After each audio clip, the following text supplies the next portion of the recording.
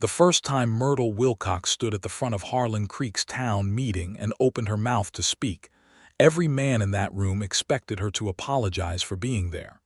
She did not apologize. She never did. It was the spring of 1878, and the territory of Colorado was still finding its shape, still pressing its bones into the red dirt and deciding what kind of place it wanted to become. Harlan Creek sat in a shallow valley between two ridges of scrub pine and limestone, a town of 400 souls that had grown up around a silver strike that had mostly played itself out by the time half those people arrived. What remained was a general store, a livery, 2 saloons, a church with a crooked steeple, a schoolhouse that doubled as a courtroom on Wednesdays, and the singular, stubborn ambition of the people who had decided this place was worth staying in. Myrtle Wilcox had been 26 years old when she arrived in Harlan Creek with her father, Emmett Wilcox, who ran the town's only newspaper, the Harlan Creek Courier. Emmett was a good man, a fair man, and a man who had raised his only daughter to believe that words mattered and that silence was a choice, not a necessity. He had taught her to set type before she was 10, to write a clear sentence before she was 12, and to defend that sentence before she was 15. By the time Myrtle was 28, she had been writing for the Courier for 2 years and had opinions about water rights, road grading, and the proposed taxation on mule teams that she was not remotely inclined to keep to herself. The town meetings were held on the first Tuesday of every month in the schoolhouse. Mayor Horace Drute ran them with the efficiency of a man who believed efficiency was its own kind of virtue, which meant he ran them too fast and skipped over things that deserved to be dwelt upon. Myrtle had attended her first meeting 8 months after arriving in town, sitting in the back row beside her father, taking notes for the Courier. She had attended her second meeting alone because Emmett had been down with a chest cold.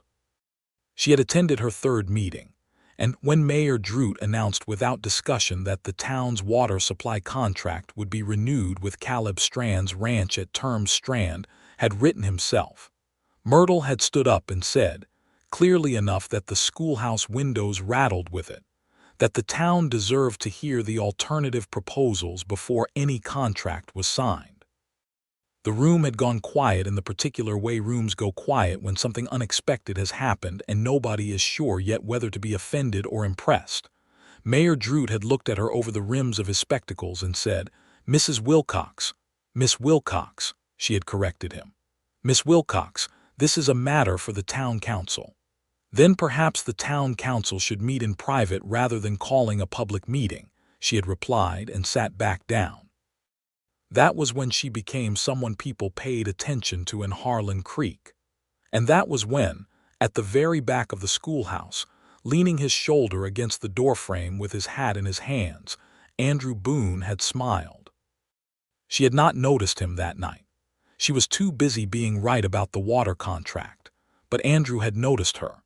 He had noticed the way she stood without bracing herself, the way her voice did not tremble even when every man in that room had turned to look at her with varying degrees of disapproval. He had noticed the straight line of her shoulders and the particular dark brown of her hair, which caught the lamplight like something that deserved to be caught. He had noticed, most of all, that she was not afraid. Andrew Boone was 30 years old in the spring of 1878, a working cowhand who had come to Harlan Creek 6 months earlier with a small herd. He'd driven up from New Mexico territory on behalf of a cattle broker named Holt who had paid him a wage, and then promptly sold the operation to a local rancher named Garrett Pierce. Pierce had kept Andrew on as a ranch hand, which suited Andrew fine because he liked the work, liked the horses, liked the open air of the valley, and had nowhere else pressing to be. He was not a man who talked much. The men he worked with at the Pierce Ranch knew him as steady and capable, someone who could be trusted with difficult horses and difficult weather, and not a lot of instruction. He played cards on Saturday nights with reasonable restraint, attended church on Sundays with genuine faith, and went to town meetings on the first Tuesday of every month for reasons he could not have fully articulated if someone had pressed him on it. Except that he had noticed Myrtle Wilcox the night she stood up to Mayor Drute about the water contract, and after that the town meetings had a different quality of interest for him. He did not push to the front of the crowd. He stayed at the back, near the door, where he'd always stood, and he watched her. And something about the way she held the room, the way she never looked away from the thing she was saying, the way she gathered herself before each point like a person preparing to cross a cold stream, made him feel that she was the most interesting person he had ever seen in his life.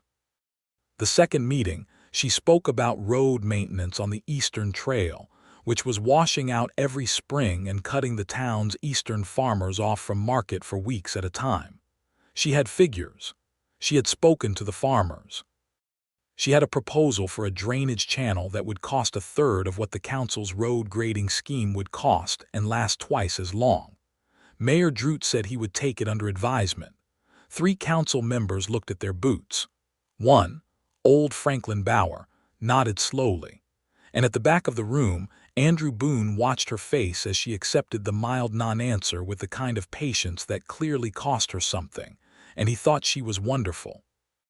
It was at the third meeting, 2 months after the water contract business, that Myrtle found his eyes. She had been midway through a statement about the proposed extension of the livery stable, which would require demolishing a storage shed that the Harlan Creek Ladies' Charitable Society used for collecting donated goods, when she felt the particular sensation of being watched.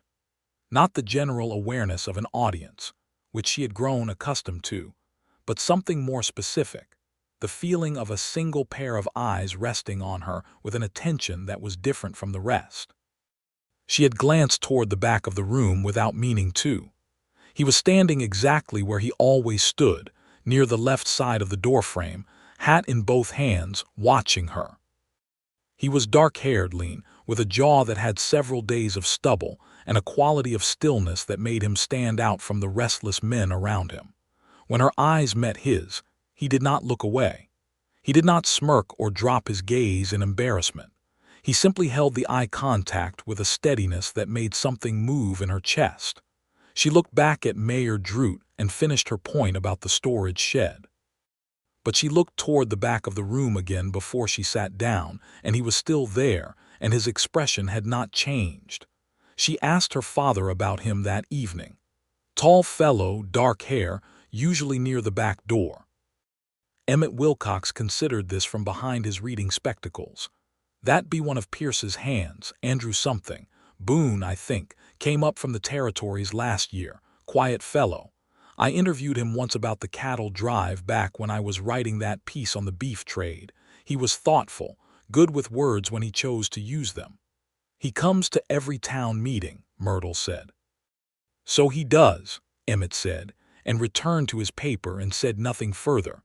But Myrtle noticed the smallest smile at the corner of his mouth and chose not to comment on it. Summer arrived in Harlan Creek with a heat that pressed down on the valley like a flat iron, and with the heat came trouble of a kind the town had been quietly dreading.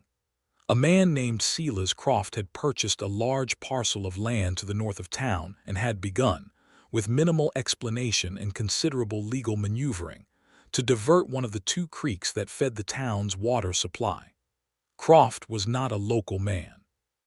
He had arrived from Denver with lawyers and a surveyor, and a letter from a land office that some people said was legitimate, and other people said was acquired through means best not examined too closely.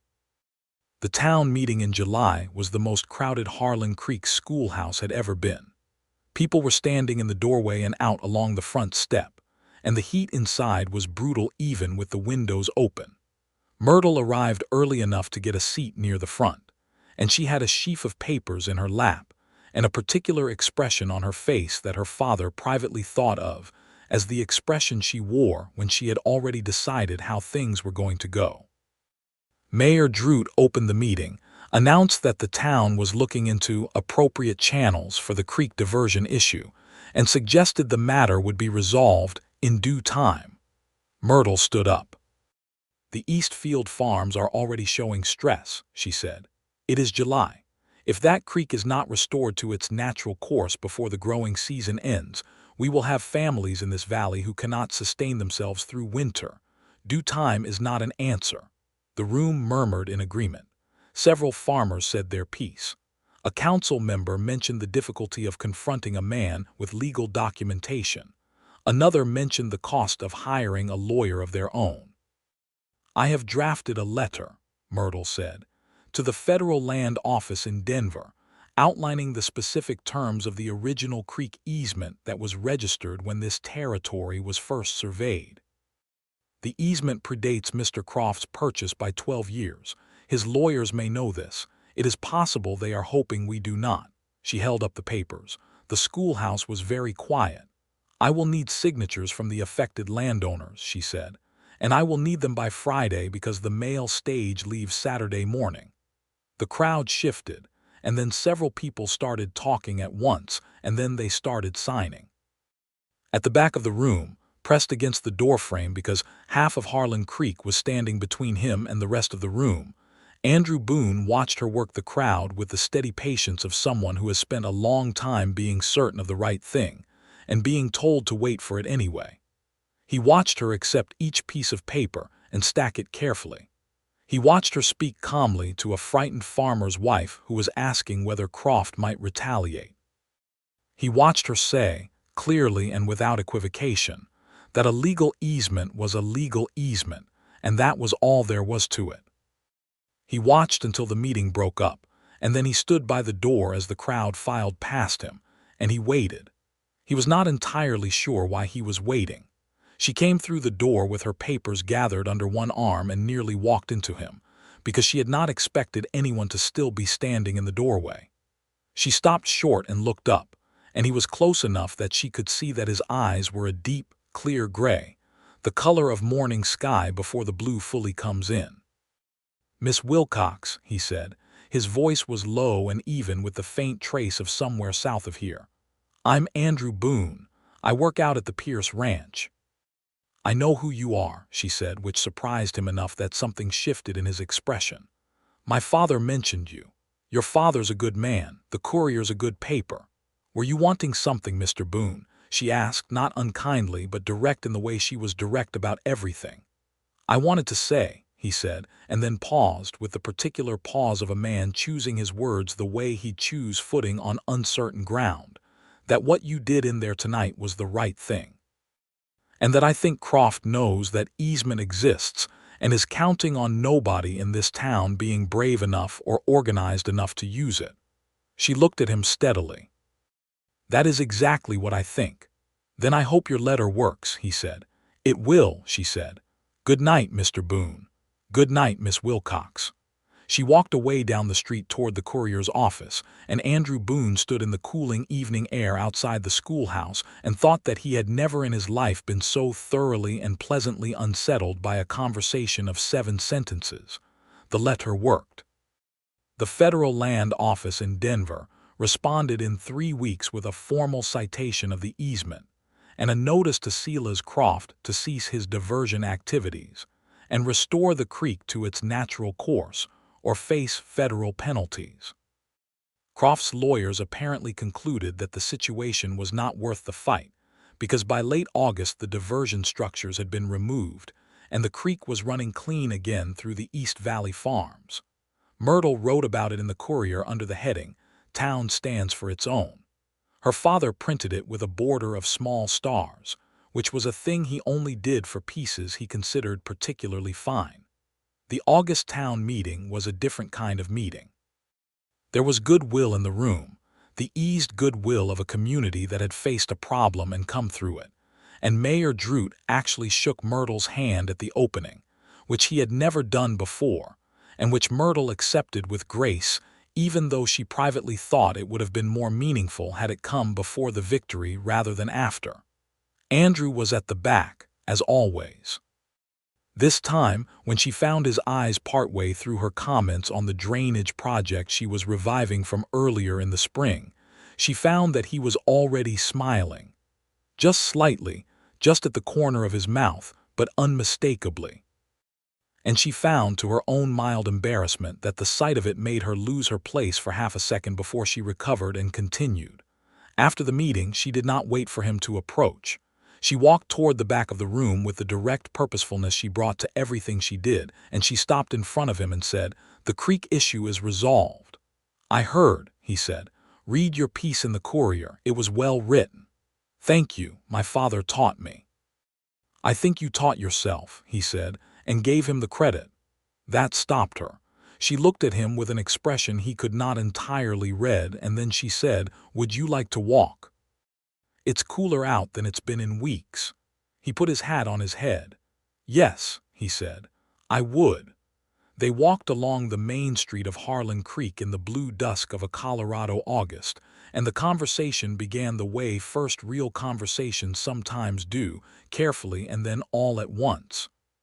She asked about his work at the Pierce Ranch, and he told her about it with the quiet pleasure of a man who genuinely likes what he does.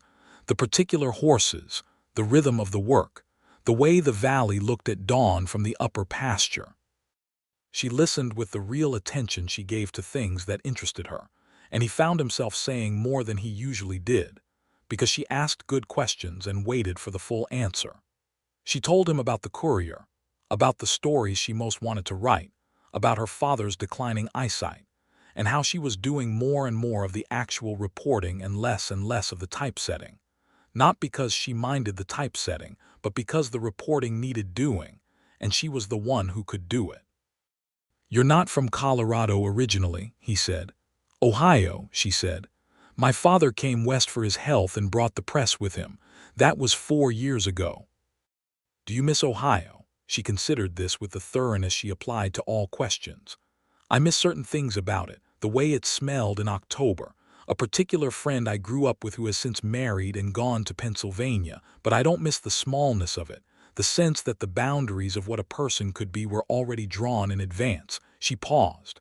"Out here the boundaries are still being argued over. I prefer that." He nodded slowly. "I understand that. Where are you from?" "Texas mostly," he said. "Grew up on a working ranch outside of San Antonio.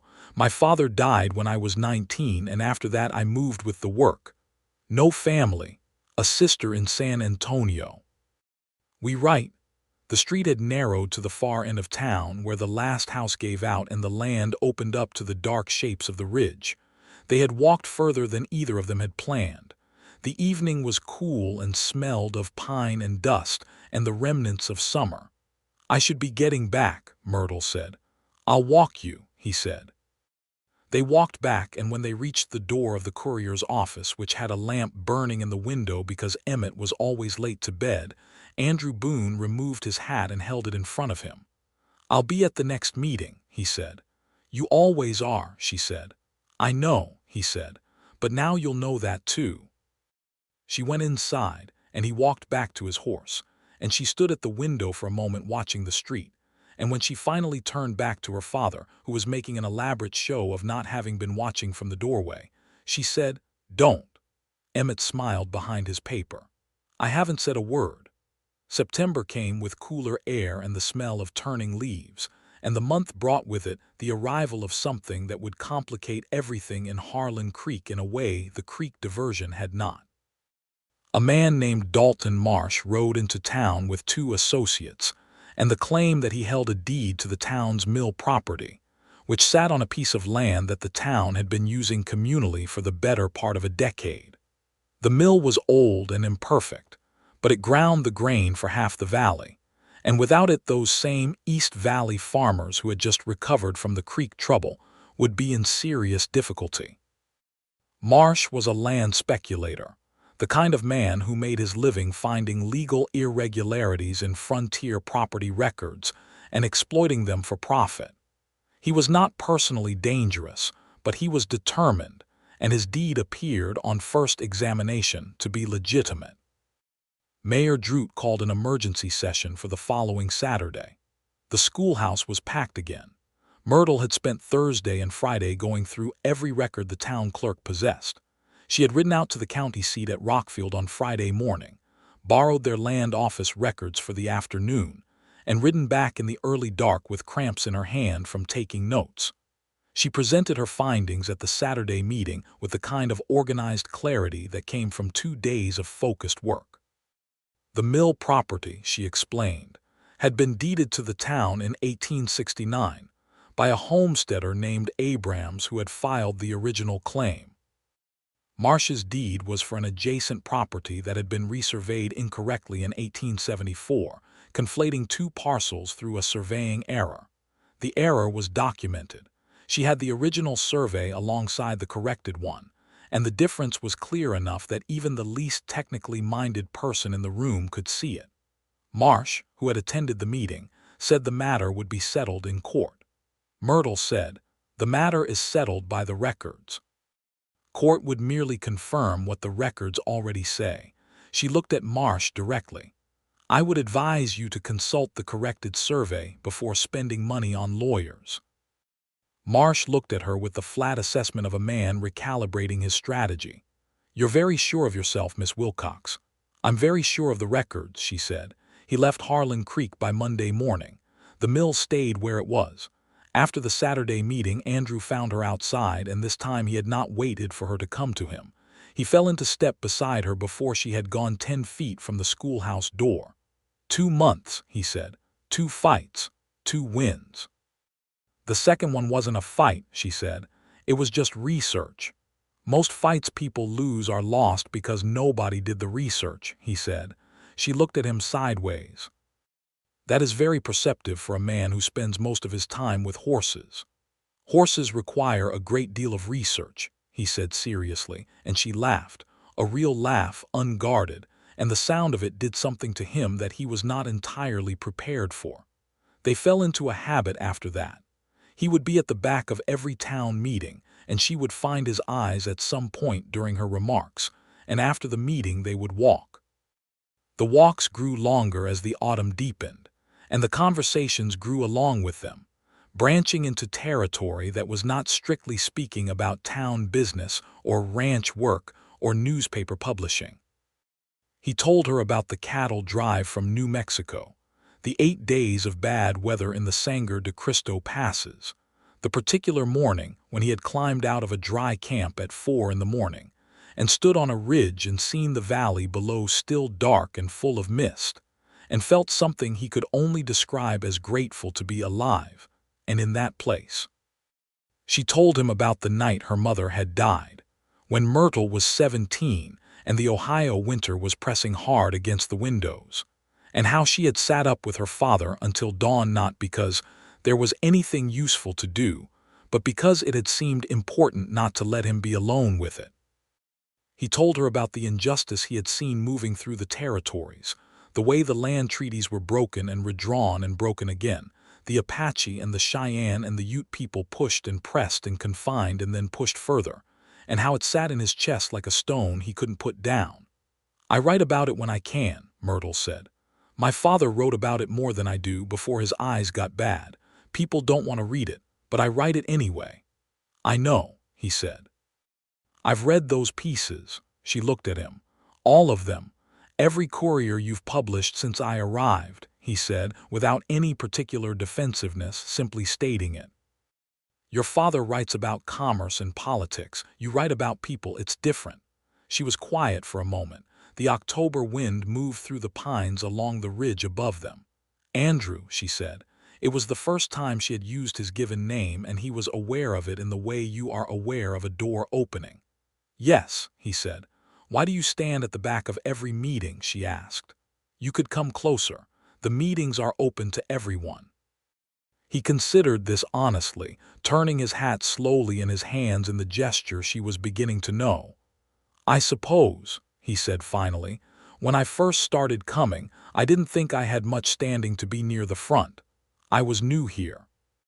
I was a ranch hand, not a landowner. I didn't think my presence would be welcomed. And now I stay at the back because that's where I've always been," he said, and then more quietly, "and because from there I can see the whole room." She understood that he meant he could see her. She did not say anything about it. But when they parted at the courier's door that evening and he touched the brim of his hat in farewell, she said, "Come earlier next month. There will be more to discuss." He looked at her steadily. "I'll be there." October moved into November, and the friendship, which was clearly becoming something else, moved along a parallel track.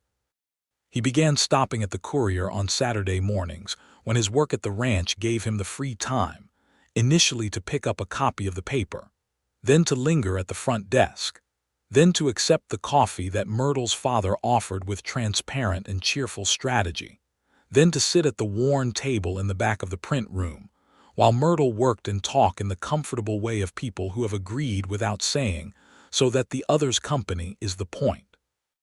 Emmett Wilcox watched all of this with the quiet satisfaction of a man who has been hoping for a particular outcome and is beginning to think he might see it. He liked Andrew Boone. He had thought from that one interview about the cattle drive that here was a man who looked at the world honestly, which was the quality Emmett valued most in people. He had seen his daughter look at plenty of men in her 28 years with the polite disinterest she directed at things that did not concern her. He had not seen her look at a man the way she looked at Andrew Boone, which was with something she was not entirely in control of. November's town meeting brought a new matter, the question of a school expansion. The current schoolhouse served both as a school and as the town's meeting space and occasional courtroom, and the population of Harlan Creek had grown enough that the children were crowding it. The council had a proposal for a new, dedicated school building on the north end of town. The proposal was reasonable. The funding mechanism was less so, involving a property tax that would fall disproportionately on small landowners while exempting several of the larger ranches, including, it happened, Garrett Pierce's operation. Myrtle pointed this out in terms that were precise and unsparing, and then proposed an alternative assessment structure that would distribute the cost more equitably. Several of the larger ranchers in the room were displeased. Franklin Bauer, the old council member who had been gradually moving from skepticism to frank admiration, said he thought her numbers were correct. After the meeting, walking in the first light snow of the season, Andrew said, "Pierce is going to be unhappy with you. Pierce is unhappy with anyone who points out that fairness applies to him as well," she said. "That's not my problem. It might be mine," he said. "I work for the man." She stopped walking. She had not thought about that, and he could see that she was genuinely troubled by it. "Andrew, if this causes trouble for you, it won't," he said. "Pierce complains, but he's not a bad man. He'll grumble and pay his fair share." He paused. "I wasn't saying it to worry you. I was saying it because," he stopped, and the snow came down softly between them, small and dry flakes catching on his coat and her hair. "Because what?" she said. He looked at her. The lamp from the nearest house made a small gold radius in the dark and the snow, and she was standing inside it, her breath making brief clouds, her eyes very direct on his, and he thought that he had been circling something for 3 months now, and that patience had its limits. "Because I want you to know," he said carefully, "that whatever you do next, whatever meeting, whatever fight, I'll be there. Not just at the back, however close you need." The snow fell quietly. "That is a great deal to offer," she said. "I know it is." She was quiet for a moment, then she said, "I'm not an easy person to be close to, Andrew. I have strong opinions about most things. I argue when I think I'm right, which is often." "I know," he said. "I've been watching you argue for 5 months. And I think," he said, "that you are the most remarkable person I have ever known." She looked at him for a long moment in the falling snow. Then she said, "Will you come to dinner?" "On Sunday. My father wants to cook, which means I will be doing most of the cooking, but he enjoys the ceremony of the invitation." Andrew Boone smiled slowly, the full version of the smile that she had only seen in pieces before, and it transformed his whole face. "Yes," he said, "I'll come to dinner." Sunday dinner at the Wilcox house above the Courier's print room was the kind of meal that becomes a marker in a person's memory, not because of anything dramatic that happened, but because of the quality of ease in the room. Emmett made a great show of carving the chicken. Myrtle made biscuits and roasted carrots and a dried apple pie that Andrew said twice was the best thing he had eaten since his mother's kitchen in Texas, which made Myrtle's cheeks color in a way she considered entirely out of proportion to the compliment. Emmett told stories about early days in Ohio journalism. Andrew listened and asked good questions, and told a story about a cattle buyer in Albuquerque who had tried to pass off a string of lame horses as sound stock, and had been outwitted by the youngest drover in the outfit, a boy of 16 who knew more about horse legs than anyone twice his age. After dinner, Emmett retired to his reading chair with elaborate casualness, and Myrtle and Andrew washed the dishes in the small kitchen, standing close in the narrow space, and the domesticity of it was so natural and so achingly pleasant that neither of them commented on it directly. When he left, she walked him to the door, and he put on his coat and his hat, and then he turned back from the first step of the porch and looked at her. "Myrtle," he said. It was the first time he had used her given name. Her own name in his voice had a different quality than she had expected, warm and careful, like something he was handling with intention. "Yes," she said. "Next month," he said, "I'm going to stand at the front of the meeting." She understood what he meant. She held the door and looked at him and said, "I'll find your eyes anyway." He held her gaze for one long moment.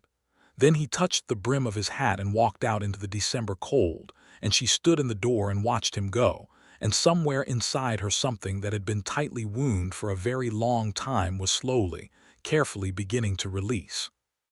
December brought cold that locked the creek in ice and drove the town into its indoor rhythms, and it also brought the matter of Clara Ames.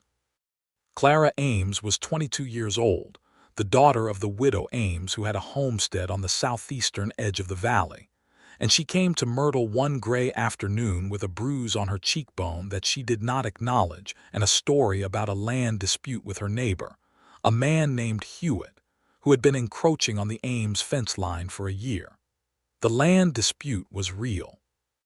The bruise was also real, and Myrtle asked about it once, gently, and Clara looked out the window and said the fence post had caught her, which Myrtle did not believe but did not press. She helped Clara file the proper complaint about the fence line with the county records. She wrote a piece for the Courier about homestead boundary rights that did not mention Clara by name but that Hewitt, who was not an unintelligent man, would recognize. And she mentioned the situation to Andrew the next Saturday when he came to the Courier, because Andrew knew the land on the eastern side of the valley better than most people. Andrew knew Hewitt, not well but enough. "He's got a temper," he said carefully. "He's not the kind of man who settles things quietly." "No," Myrtle said. "I don't think he is." What followed over the next several weeks was one of the quieter kinds of help, the kind that never announces itself. Andrew made a point of riding the eastern range more often, passing by the Ames homestead frequently enough that his horse and his presence became a regular feature of the landscape. He stopped to exchange pleasantries with the widow Ames, who was a sharp-eyed woman who understood exactly what was happening and was grateful for it without requiring it to be named. Hewitt, who was the kind of man who moved boldly in the dark but less boldly in plain sight, found reasons to concentrate his fence encroaching elsewhere. The boundary complaint was processed and resolved in Clara's favor by February. When Myrtle thanked Andrew for the eastern rides, he said only, "The range is there anyway." It wasn't any trouble. "Andrew, yes, you are a good man." He looked at her. They were standing in the print room of the Courier, ink-smelling and warm, and the winter light came through the small window and lay across the floor in pale bars. "I'm trying to be," he said. "It's easier in some company than others." She crossed the space between them and stood before him, and she reached up and straightened the collar of his coat, which did not need straightening, and the touch was brief and deliberate, and said everything that neither of them had yet said aloud. His hand came up and covered hers at his collar, and they stood like that for a moment, and his gray eyes were very steady on her face. "Myrtle," he said. "Don't make a speech," she said. Just she paused, which was unusual for her, a woman who almost never paused for words. "Just stay. For as long as you'll have me," he said quietly. The January town meeting came, and Andrew Boone walked into the schoolhouse and went to the front of the room. Not to the very front, not to the council's table, but to the third row, where the farmers and the merchants and the solid center of Harlan Creek sat. He sat down between old Franklin Bauer and a wheat farmer named McCready, and he put his hat on his knee and waited.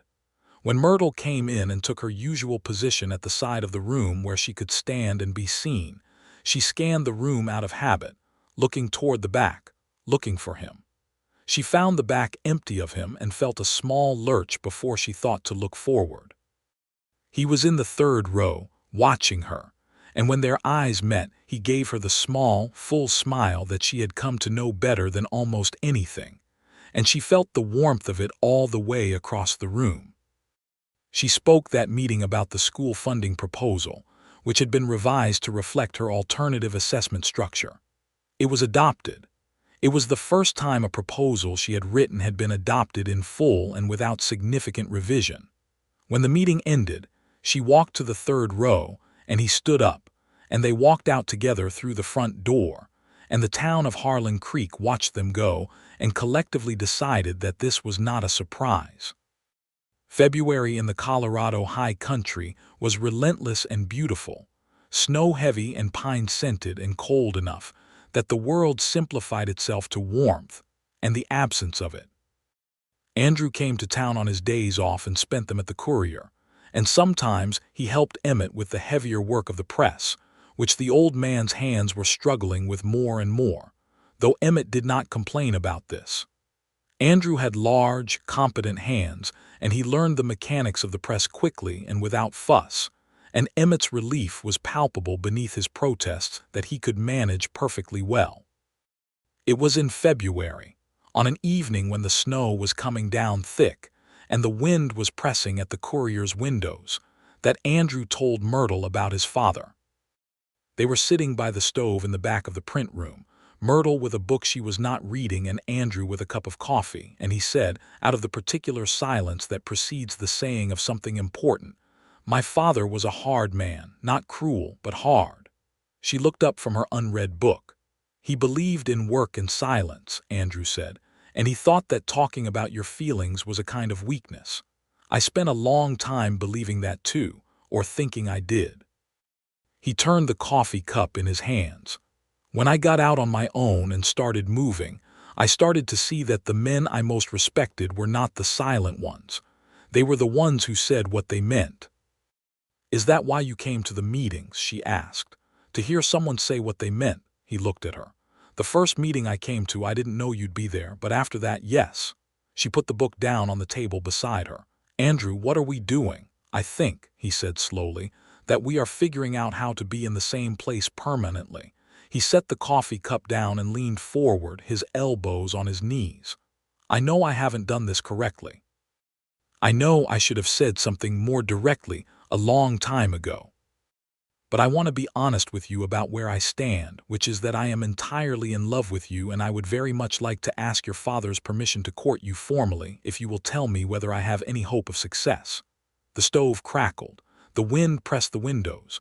Myrtle looked at him for a long, steady moment. Then she said, "You have been courting me since October, Andrew." "I know," he said, "but I want to do it correctly." "My father is 2 rooms away," she said. "He pretends to be asleep at 8 o'clock and then reads until midnight.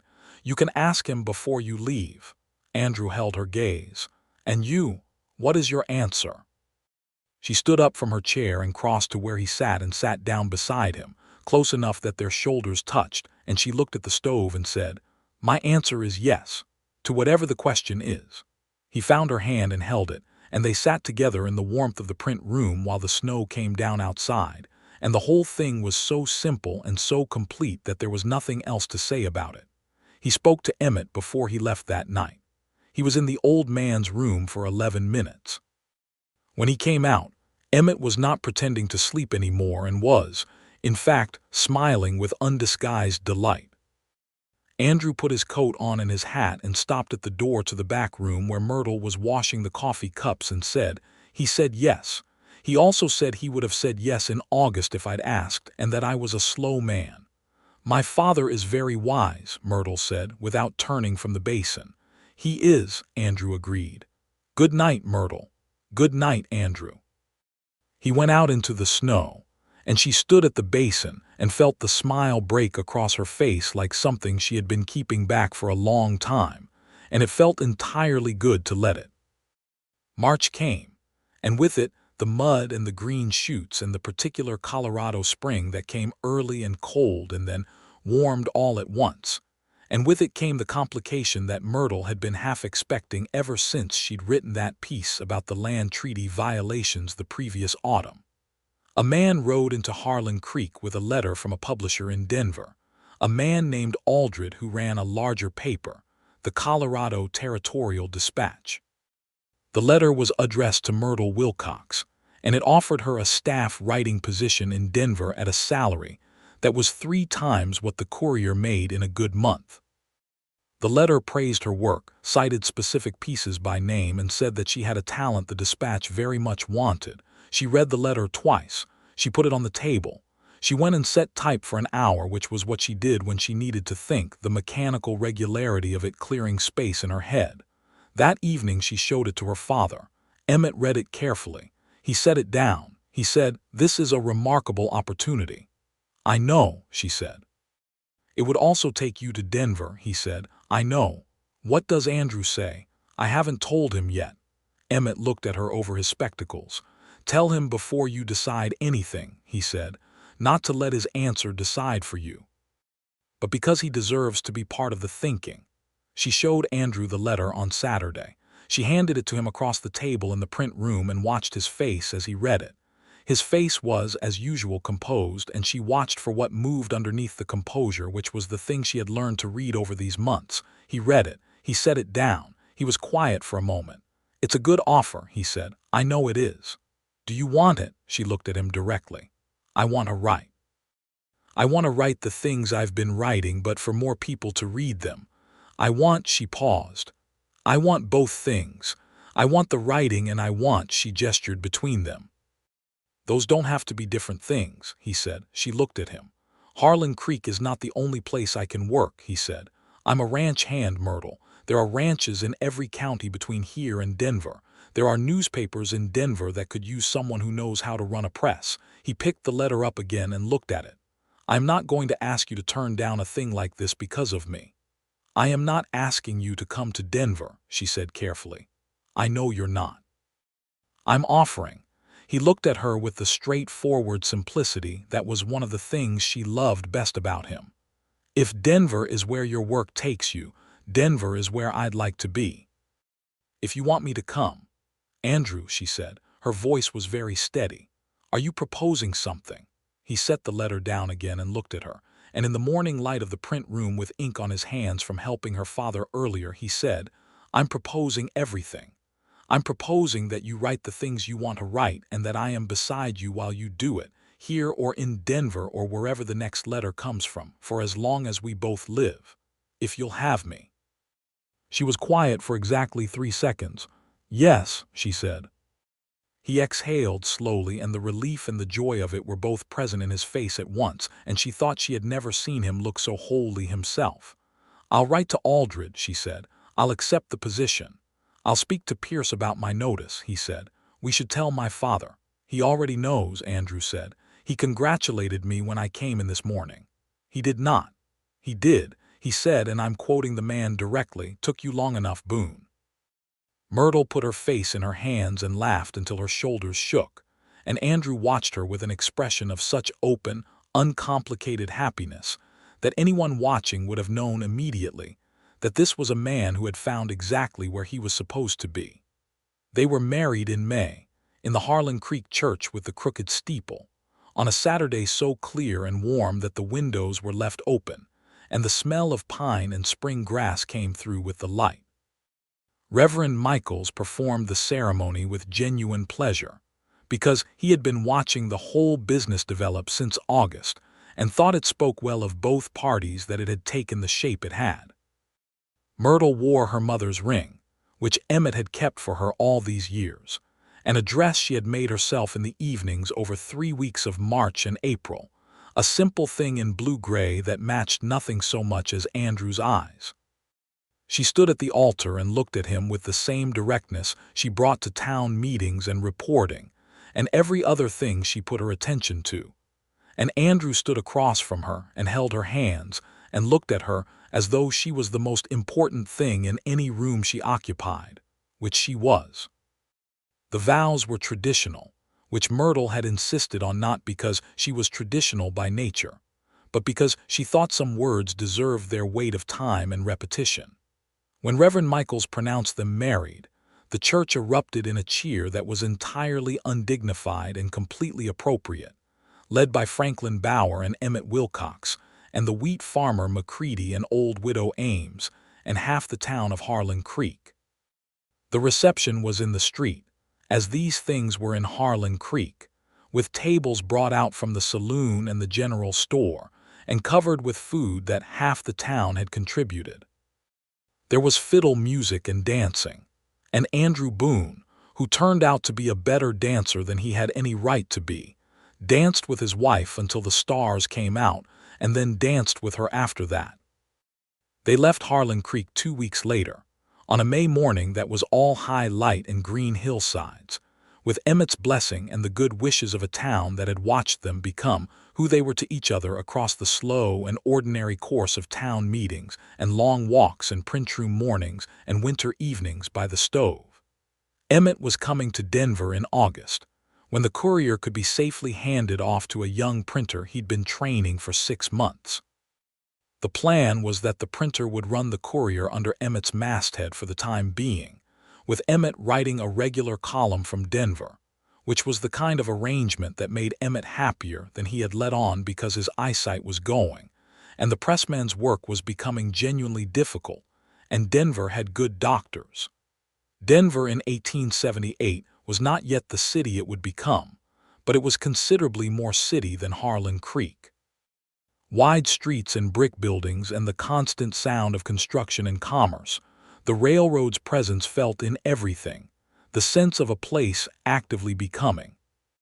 Myrtle reported to the Territorial Dispatch's offices on Larimer Street on a Thursday morning in late May, and was immediately put to work on a story about water rights disputes affecting the farming communities along the South Platte. She looked at the assignment, looked at the editor, a compact and serious man named Peterson, and said, "I've written about water rights before." "I know," he said. "That's why you have this assignment." She liked Peterson. He was direct, which she required in people she worked closely with. Andrew found work within the first week, at a livery and horse trading operation outside the city, which was not ranch work precisely, but was close enough to the rhythm of horses and open air that he settled into it with the easy competence he brought to most physical work. The man who ran it, a former cavalry sergeant named Totham, took one look at Andrew working with a difficult mare and offered him a senior position that same afternoon.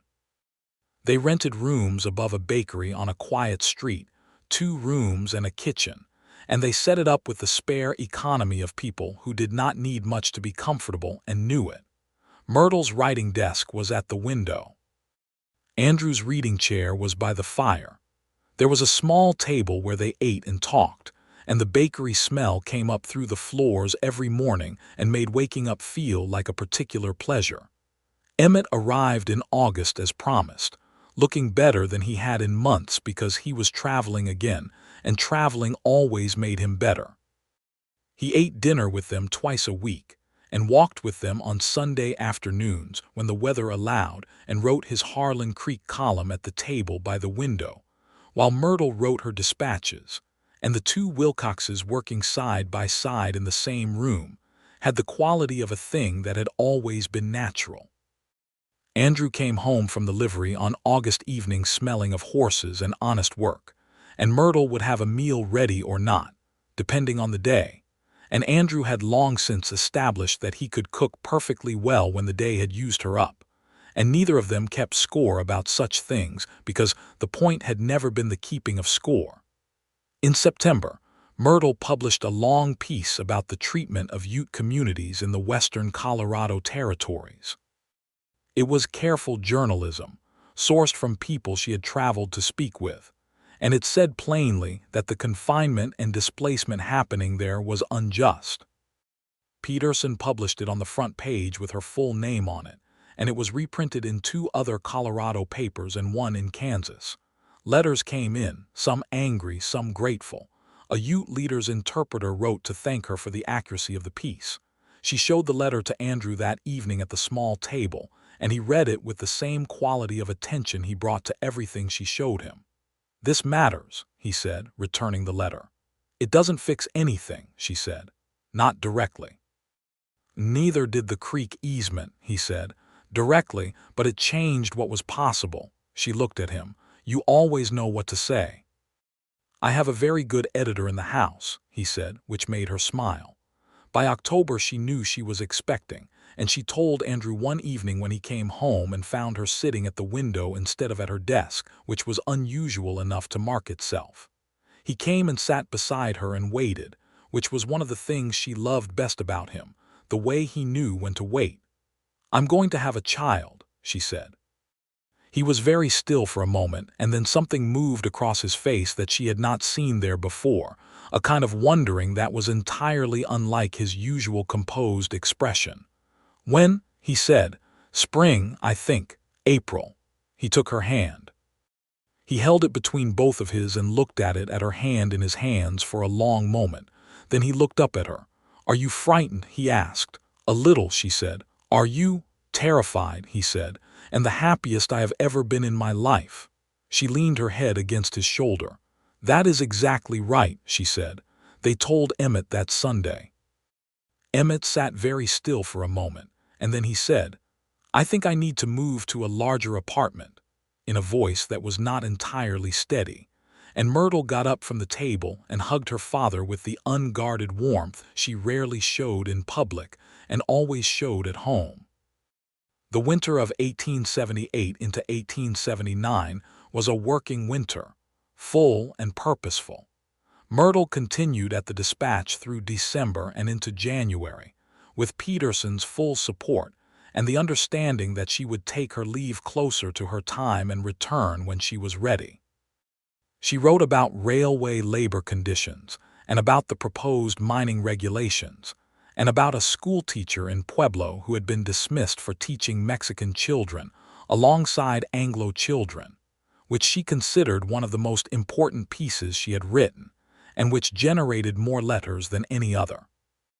Andrew worked at the livery, and in his spare time had taken on a commission to assess and train horses for a wealthy rancher north of the city, which Totham had brokered for him, and which paid well. He came home in the evenings and put his hand on Myrtle's growing middle with a naturalness that she found entirely lovely, and read to her on the evenings when her back ached and reading herself was uncomfortable, from the news and from the novels she liked, and from whatever he thought might interest her. She asked him once in February whether he missed Harlan Creek. He thought about it. "I miss the open land," he said. "The way the valley looked in the morning. I don't miss the isolation." He paused. "Do you?" "I miss the immediacy of it," she said. "In Harlan Creek, when something was wrong, you could see the person it was wrong for. Here everything is larger and more diffuse." She shifted, finding a comfortable position. "But the work matters more here. More people read it." "Both things can be true," he said. "Both things are true," she agreed. "I think we can go back someday, not permanently, but go back." "I'd like that," he said. "Take our children to show them the creek." "Children," she said, "plural." "If we're lucky," he said simply. Their son was born on the 12th of April, 1879, on a clear morning that was exactly the kind of Colorado spring morning that makes you understand why people came west. He arrived with lungs that wasted no time making themselves known, and he was red-faced and furious in the way of all new people suddenly confronted with the world, and Andrew held him within minutes of his arrival with an expression that Myrtle, exhausted and triumphant and flooded with more feeling than she had words for, would remember for the rest of her life. "He looks like a Wilcox," Andrew said. "He has your chin," Myrtle said. "He has a very strong opinion about being alive," Andrew said. "He comes by it honestly," Emmett said from the corner, with considerable satisfaction. They named him Emmett James Boone, Emmett for his grandfather and James for Andrew's father, who had been a hard man but had also been his father, and Andrew had made his peace with that. Young Emmett, who who would be called M by everyone almost immediately, was a vigorous and curious child from the beginning, with his mother's eyes and his father's steadiness, and a particular intensity about whatever he decided to pay attention to that suggested he might give his parents a great deal of interesting difficulty in the years ahead. The spring of 1879 settled into summer, and the summer into a new kind of life, one with a child in it and all the rearrangement that required. Myrtle returned to the dispatch in June, 3 days a week at first, and then more as things found their shape, with M at home and Emmett Sr.'s considerable and delighted care on the days she was out. This arrangement worked well because Emmett had nothing he loved more than having someone to tell stories to, and M appeared to find his grandfather's voice profoundly interesting, or at least sufficiently soothing. Andrew, coming home in the evenings to a house with a child in it, underwent the particular transformation that decent men undergo when fatherhood takes hold of them. He had not known how much he had wanted this, not the abstract idea of family, but the specific reality of this child, this house, this woman who sat at the window writing the things that needed saying while their son slept in the next room. He sat with M in the early morning before Myrtle was awake, the two of them in the kitchen with the light coming in, the baby regarding the world with solemn curiosity, and Andrew regarding the baby with the same quality of steady wonder he had brought to the Colorado Valley that dawn on the cattle drive when he had felt grateful to be alive. He was grateful now in a way that was deeper and quieter and more permanent than anything he had felt on that ridge. In the fall of 1879, a letter came from Harlan Creek. It was from Franklin Bauer, who was not a frequent correspondent but who wrote clearly and to the point when he wrote at all. The letter said that Mayor Dreut had announced his intention to retire at the end of the year, and that the council was discussing the selection of his successor, and that Franklin Bauer, along with a significant number of the town's citizens, wanted to know whether Myrtle Wilcox Boone had any interest in returning to Harlan Creek in a more official capacity. Myrtle read the letter 3 times. She gave it to Andrew without comment. He read it once and set it down. "What do you think?" he said. "I think," she said slowly, "that a town like Harlan Creek with a mayor who actually listens to its people could become a great deal of what it's trying to be. Do you want to be that mayor?" She looked at him. "I want to know what you think." "I think," he said, "that you would be remarkable at it. I think the valley is good land and good people and that we have talked about going back. I think M should grow up knowing what the ridge looks like at dawn." He paused. "And I think Peterson will survive your departure more gracefully than he'll admit." She laughed. "He'll be furious for a week and then hire someone excellent." "Probably." He reached across the table and took her hand. "If you want to go back, I want to go with you." "It's not a newspaper position," she said. "It's mayor, a woman mayor in a Colorado mining town in 1879. You have been the most effective unofficial mayor Harlan Creek has ever had," he said. "You might as well make it official." She thought about it for 3 days, which was how she made decisions, and then she wrote to Franklin Bauer. They returned to Harlan Creek in December of 1879, with M in a basket and Emmett Sr. in the wagon seat beside Andrew, complaining happily about the road conditions the whole way up the valley. The town was smaller than Denver but larger than memory, the way places you've loved always are when you come back to them. The creek was frozen solid. The Pine Ridge was dark against the winter sky. The courier's office had its lamp burning. The young printer, whose name was Foster and who had run the paper with reasonable competence for a year and a half, met them at the door with considerable relief. He liked running the paper and was very glad to have Emmett back to run it alongside him. The council's process of selecting a new mayor unfolded over January of 1880, and it unfolded with less argument than it might have because Franklin Bauer had spent several months pointing out to anyone who would listen that Myrtle Wilcox Boone had won more fights for the town while attending meetings as a private citizen than most mayors managed in a full term, and that it was time the town had the sense to make formal what had been obvious for years. there were objections. Some men in Harlan Creek were genuinely uncomfortable with the idea of a woman in that role. Myrtle attended the council discussion and answered their objections one at a time directly, without apology and without heat, simply with the facts of what she had done and what she was prepared to do. She did not make it about whether women could do the job. She made it about whether she could do this job, which was a more effective argument. The council voted 4-1 in her favor. The one dissenting vote was from a man named Cresswell who Myrtle had tangled with about the school taxation, and he was gracious about it in the end, which she respected. She was sworn in as mayor of Harlan Creek on the 1st of February, 1880, with Andrew standing beside her on the steps of the schoolhouse and Emmett holding M, so his daughter could have both hands free. The winter was bitter and the crowd was considerable, and someone had thought to build a fire in a barrel nearby so that people didn't freeze while watching, which Myrtle thought was an excellent piece of civic planning, and made a note to find out who was responsible so she could commend them. Reverend Michaels administered the oath, and Myrtle took it with her hand on her father's Bible and her eyes clear and her voice steady. And when it was done, the crowd cheered in the same undignified and completely appropriate way they had cheered at her wedding, which she thought was about right.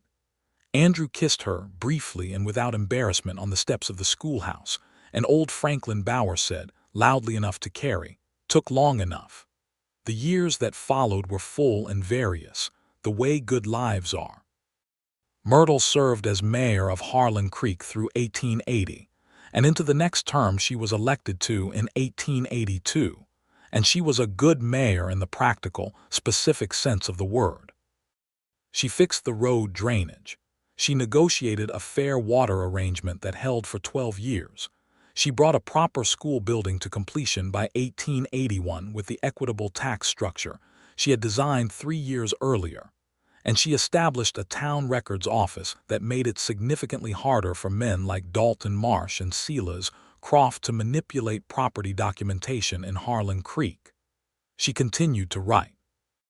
The Dispatch took her work as a correspondent, and she sent pieces from Harlan Creek on things that mattered: the continued injustices against the Ute and the Southern Arapaho, the labor conditions in the silver mines to the north, the struggles of the East Valley farmers in drought years, the particular kind of courage required to build something in a place that was still deciding what it would be. Andrew ran the livery that he and Totham, who had followed them back from Denver with cheerful inevitability, established on the north end of town. He bought horses, trained horses, and sold horses with the quiet skill of a man who had spent his whole working life learning the thing he did best. The livery grew steadily, because Andrew was honest and because word about honest horse dealers travels far in country where horses were the difference between being able to get somewhere and not. He served on the town council for one term beginning in 1881, because Myrtle needed someone she could trust in that room when she was not in it, and Franklin Bauer was getting too old for the arguments. Andrew was a good council member for the same reasons he had always been reliable. He listened more than he talked, and when he talked he said what he meant, and he had no interest in personal advantage from public position. M grew in the way of children in good families, steadily, and with his own strongly expressed ideas about most things. By the time he was 2, he had Andrew's quality of watching the world carefully before commenting on it, and by 3, he had Myrtle's certainty once he decided something, and the combination meant that he was simultaneously easy and formidable to parent, a child who would accept an unreasonable request from absolutely nobody, but who would cooperate fully once given a reason he considered adequate. Myrtle's second pregnancy came in 1882, and this time she did not sit at the window feeling the news. She was filing a water permit at the county seat when the certainty settled over her, and she finished filing the water permit and rode home and told Andrew that evening. "When?" he said, in almost exactly the same voice he had used the first time, which made her smile. "October, I think." He came around the table and took her face in his hands and kissed her, and M, who was 3 and sitting in the middle of the floor building something architectural out of wooden blocks, looked up and said, "What?" And they both laughed, and Andrew picked him up and told him that someone new was coming. And M considered this news with the gravity of a person reviewing its implications. "Will they touch my blocks?" M said. "Eventually, yes," Andrew said. M accepted this with philosophical resignation. Their daughter was born in October of 1882, on an autumn afternoon when the aspens on the ridge were at their full gold and the valley was bright with it. She arrived quickly and with considerably less fuss than M had, which Myrtle thought was a personality characteristic that would hold, and she was right. They named her Clara, for the young woman on the eastern homestead who had come to Myrtle's office with a bruise on her cheekbone, and started a chain of events that had, among its consequences, brought Andrew Boone riding the eastern range and into more direct acquaintance with Myrtle Wilcox. The actual Clara Ames had married well by 1882, a steady farmer named Garrett on the eastern side of the valley, not Garrett Pierce but a different Garrett, the valley having several. She came to see the baby, and held little Clara with the careful pleasure of someone who has known what it is to need help, and is glad to be living in a world where it came. Emmett Wilcox met his granddaughter with the bright eyes of a man who has been given exactly what he needed at exactly the right time. His health had been uncertain for 2 years, the chest that had always troubled him growing more so as the seasons passed, and the doctors in Rockfield had told him plainly enough that he should not expect many more Colorado winters. But he held baby Clara and looked at him, and told them both stories from Ohio and from Texas, second-hand from Andrew, and from the road through New Mexico territory, stories that neither of them could yet fully understand, but that they would carry forward in the pieces they retained. Emmett Wilcox died in the spring of 1883, on an April morning that was exactly the kind of spring morning that makes the world seem worth all of it, which Myrtle thought was the right time for him to go, if a time could be right. He had lived to see his daughter become the first woman mayor of a Colorado township, to meet both his grandchildren, and to hold a press he had built in Ohio in a valley in the Rocky Mountains with a young printer beside him who would carry it forward. He died with his boots off and his reading spectacles on and the latest edition of the Courier on the table beside him, and Myrtle sat with him until the end, as she had sat with her mother in Ohio, because it had seemed important then, and seemed important now not to let him be alone with it. Andrew held her that night for a very long time, and she let herself be held, which was not always something she could do, and he said nothing because there was nothing adequate to say and he knew it, and the knowing was enough. The Courier continued under Foster's hand with a column in the masthead that read, "Founded by Emmett Wilcox, 1875, and Myrtle wrote for it regularly alongside her work for the Dispatch, and the paper remained the thing her father had made it, honest and unsparing and interested in people. By 1884, Harlan Creek had grown to 600 souls, and the growing pains of a real town, which meant more complicated problems and more complicated politics, and a council that was sometimes fractious in the way that councils become when there is actually something worth arguing over. Myrtle navigated it with the patience she had always had for the slow work of persuasion, the kind that goes meeting by meeting and conversation by conversation, and does not expect miracles but expects progress. The town meetings continued on the first Tuesday of every month, in the new town hall that had been built in 1883, a proper frame building with good lanterns and enough seats that not everyone had to stand. Myrtle ran them as mayor with the same directness she had brought to them as a private citizen, which meant they ran faster and more substantively than they had under Drood, and people complained less about attending them. Andrew came to every one of them. He sat near the front now, in the second or third row, because he was a council member's husband, and because there was no particular reason to stand at the back anymore. But sometimes, when the meeting was large and the room was full, and Myrtle was at the front speaking about something that mattered. He would shift to the edge of the room, leaning against the wall, and watch her from the side with the quality of attention he had first given her in a different schoolhouse 6 years earlier. And she would find his eyes, as she always had, across whatever room she was in, with the same ease of someone looking toward the one fixed point they have arranged their navigation by. The winter of 1884 was the hardest in memory, bitter and long, and testing the people of the valley in the way that hard winters do, sorting out the things that are strong from the things that only appeared to be. 3 families on the eastern ridge lost animals and struggled with their stores, and the town mounted a coordinated relief effort that Myrtle organized and Andrew executed, because Myrtle was very good at organizing, and Andrew was very good at getting things from one place to another efficiently. The 3 families made it through the winter whole. In the spring of 1885, Andrew came home one evening with something in his manner that she had learned to recognize, the particular quality of stillness that meant he was carrying a thought he had been carrying for some time and was now ready to set down. They were at the table after dinner, with M doing his letters at his small desk in the corner and Clara asleep in the next room, and Andrew set down his coffee and said, "I want to buy land." She looked at him. "Land," she said. "The Hargrove parcel," he said. "Hargrove is moving his family to Kansas and the land is available. 50 acres with a good water source. I've looked at it." He paused. "I want to build something. Breed horses, not just trade them. Take the livery operation and put it on land we own." She considered this in the way she considered things, fully and without rushing. "That's a significant investment.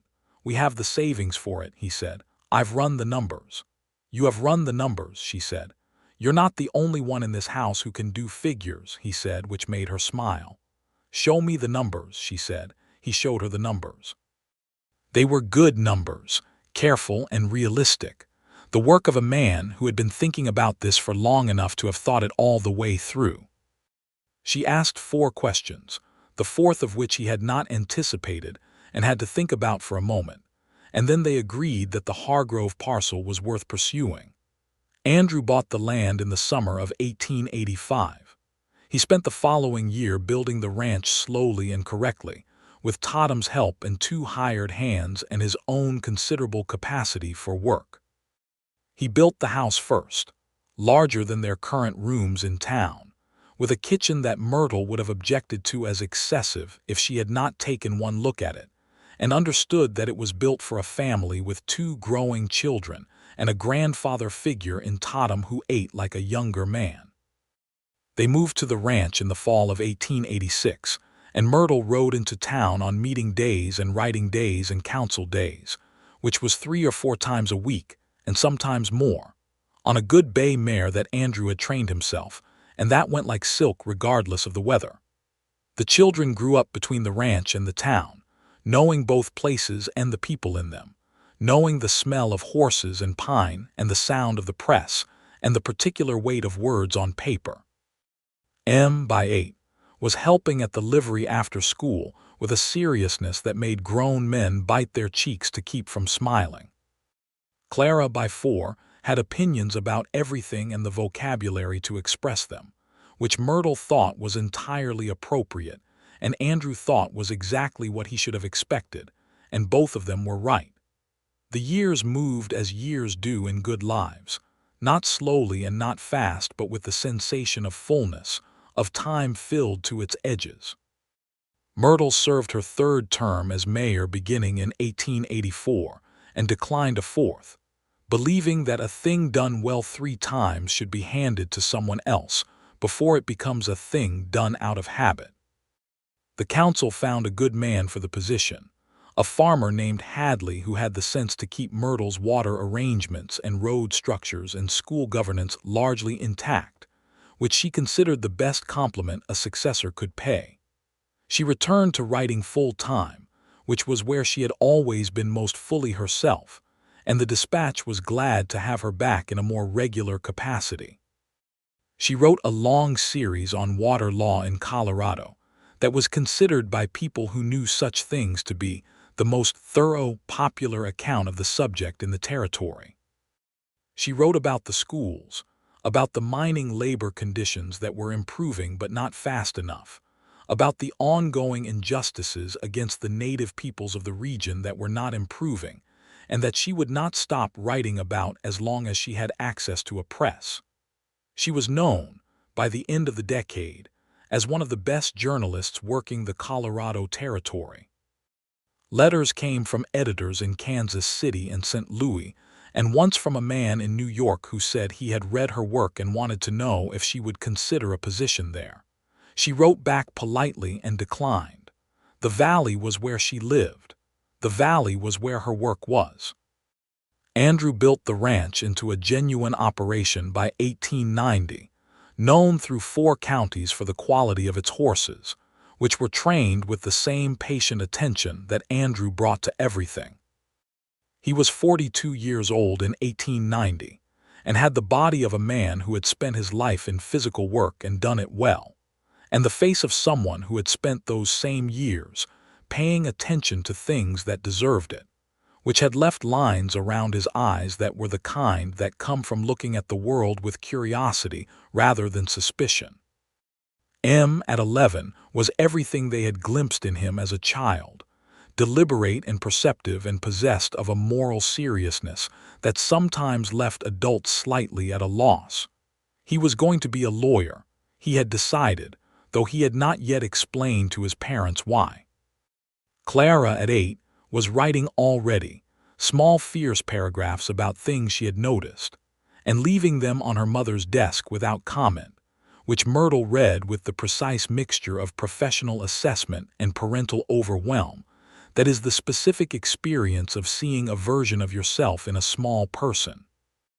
One evening in the autumn of 1890, Myrtle and Andrew sat on the porch of the ranch house as the sun went down behind the ridge and turned the pine trees into dark shapes against the light. Was inside doing his lessons. Clara had gone to sleep early, which was not her habit and which they were deciding whether to be concerned about. The horses moved in the near pasture, visible in the last light. "Do you remember," Andrew said without preamble, "the way people speak who have been together long enough that context is not required, the first time you stood up in a town meeting? The water contract," she said. "I was there," he said. "I know, though I didn't notice you that night." "I know you didn't," he said. "I noticed you." She looked at him in the fading light. "What did you think?" He was quiet for a moment, turning his coffee cup in his hands. "I thought you were not afraid," he said, "and I thought that was the most important thing I had seen in a long time." She put her hand over his on the porch rail. "When did you first notice me?" he asked. Not with any anxiety about the answer, simply curious, with the leisure of a person who can afford to be curious about the past because the present is secure. "The third meeting," she said. "I was talking about the livery stable. I felt you watching and I looked toward the back of the room." She paused. "Your eyes were very steady. Most people look away when you catch them watching. You didn't." "I didn't see any reason to," he said. "No," she said. "You never do." The ridge darkened and the first stars came out over the valley, and the horses moved quietly in the near pasture, and the lamplight came through the house windows and lay across the porch boards in warm squares. "Andrew," she said. "Yes. I think Clara is going to be a writer." "I know she is," he said. "And is going to make someone argue a case in court they've never prepared for." "God help them," Andrew said, with genuine sincerity. She laughed, and he heard it in the evening air. The laugh he had first heard standing outside a town meeting in a summer that felt like another life and was, in the most important ways, exactly this one continued.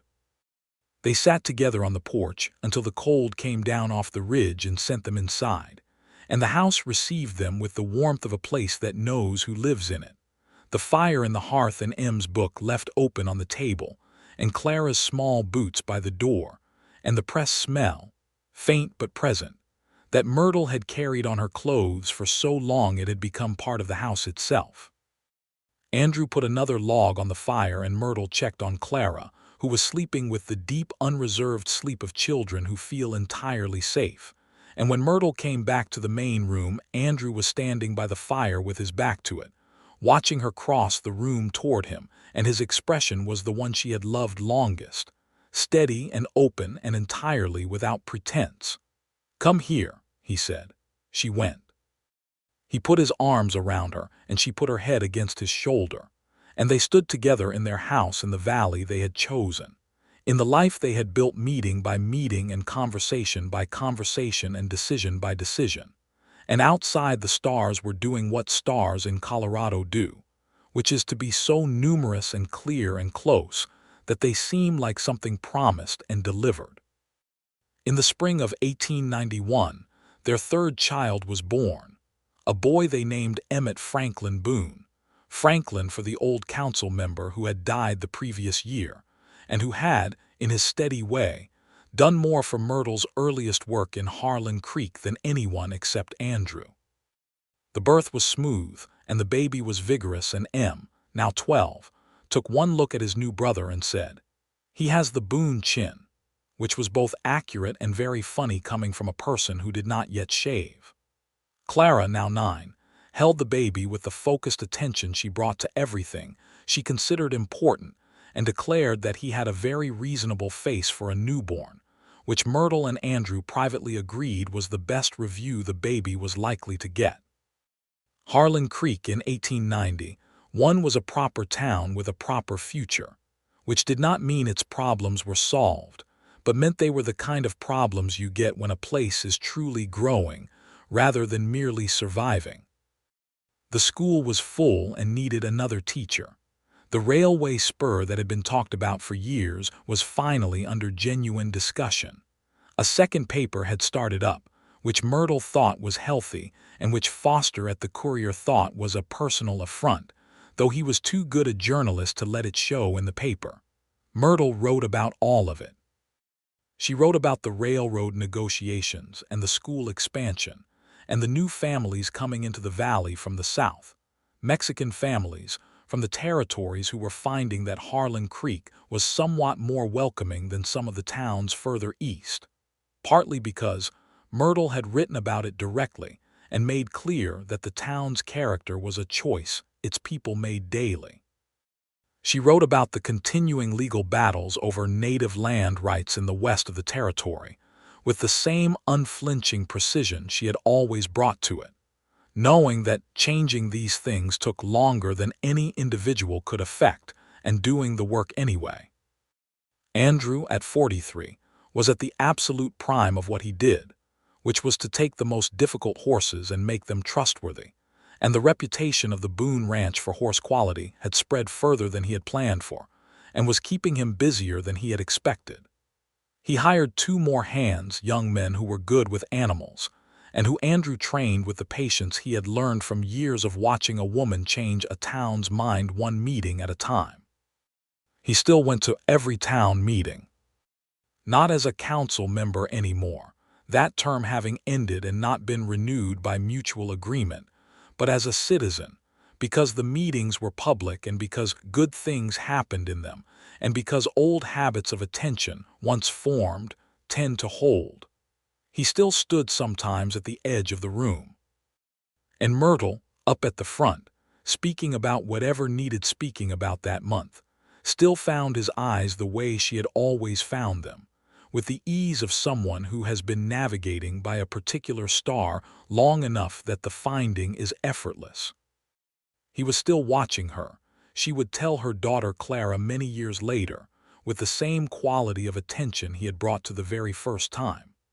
Not because she needed watching, not because she was performing, but because he had decided, on a summer evening outside a schoolhouse long ago, that she was the most interesting person he had ever known, and he had never found any reason to revise that judgment. Clara, who by the time her mother told her this was herself a young woman writing her own paragraphs about the world as she found it, would ask what it felt like, being watched that way. And Myrtle would think about it in the way she thought about important questions, fully and without rushing, and say, it felt like being known, not in spite of everything but because of it, all of it, everything I was and everything I thought and every fight I picked and every word I wrote. She paused. Most people are afraid of being fully known. Your father was not. He saw everything and stayed. Staying was, in the end, the whole of it. Andrew Boone had stood at the back of the crowd every time Myrtle Wilcox had spoken at a town meeting, and she had always found his eyes.